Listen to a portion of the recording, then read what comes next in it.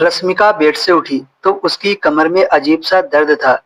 उसे समझ नहीं आया, आखिर उसके कमर में अचानक से दर्द कैसे होने लगा। रात को तो सही था और आज उसकी तबीयत भी कुछ ठीक नहीं लग रही थी, इसलिए वह बिस्तर पर से नहीं उठी। उसने कमरे से आवाज लगाई, रामू जरा इधर आना। रामू उसके नौकर का नाम था, जिसकी उम्र 16 साल थी। वह दौड़ता हुआ रश्मिका के कमरे में आया और कहा, जी मालकिन। रश्मिका ने एक कप चाय बनाने के लिए बोला और कहा, आज मेरी तबीयत कुछ ठीक नहीं लग रही है। रश्मिका की इस बात पर रामू ने मुस्कुराकर देखा और कहा, हाँ मालकिन, मैं अभी चाय बनाकर लाया। कहता हुआ रामू कमरे से बाहर निकल गया। आज रश्मिका ने पहली बार रामू को अपने कमरे में सोने की इजाजत दी थी और आज पहली बार ही रश्मिका के साथ ऐसा हुआ था। उठते समय उसके कमर में दर्द हो रहा था और उसे बहुत अजीब सा लग रहा था। रश्मिका को अपने नौकर पर कहीं न कहीं शक हो रहा था, जिसे मैंने बच्चा समझकर अपने साथ लिटाया था। उसी ने उसके साथ कुछ गलत किया हो, तभी रश्मिका की ऐसी हालत हुई है। रश्मिका इन्हीं ख्यालों में डूबी थी कि तभी रामू चाय लेकर उसके कमरे में दाखिल हो गया। रश्मिका को देखकर रामू ने कहा, मालकिन आप किन ख्यालों में खोई हैं? ये लीजिए आपकी चाय।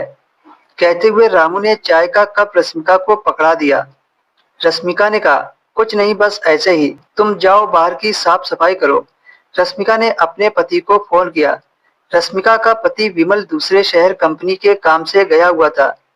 रश्मिका ने कहा, विमल तुम कब वापस आओगे?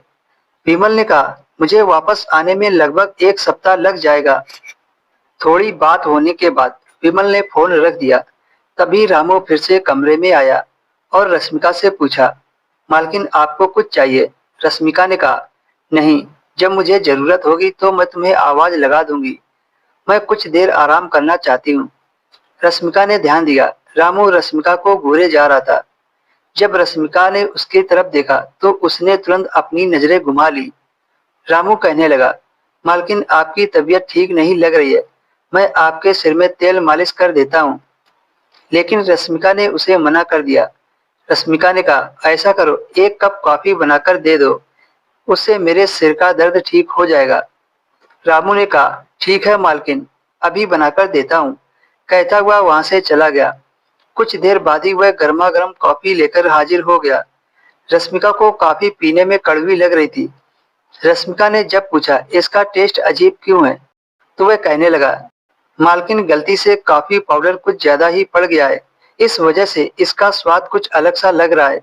खैर, रश्मिका को कॉफी पीने के बाद काफी सुकून सा फील हो रहा था, इसलिए वह धीरे धीरे नींद में जाने लगी। उसे कब नींद आ गई पता ही नहीं चला। जब उसकी नींद खुली तो देखा काफी देर हो गई थी। वह इस कदर सोई थी कि उसे कुछ होश ही न रहा। लेकिन जब वह उठी तो उसकी जो हालत थी देखकर उसके होश उड़ गए थे।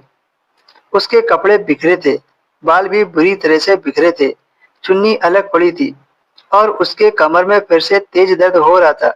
अब रश्मिका को पूरा विश्वास हो गया था कि उसका नौकर रामू जरूर उसके साथ कुछ गलत काम करता है।